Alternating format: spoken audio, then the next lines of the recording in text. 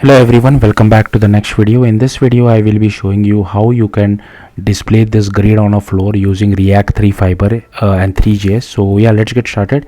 So yeah, this that's what we will be doing, this floor which you see. So first, as usual, I have created a React application using Vite, but you can use Next.js, Remix, or React Outer, whatever you feel like.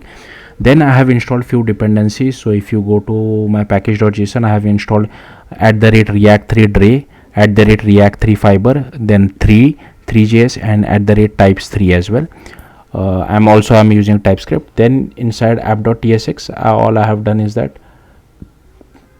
inside app.tsx I have imported canvas as well as grid, canvas from React 3 Fiber and grid from React 3 Drei. So here is our canvas element. I have set the position. Here is our mesh, box geometry, and mesh normal material, and here is the grid. So here you can define the section size, section color, section thickness, cell size, cell color, cell thickness, infinite grid, fade distance, and fade strength as well.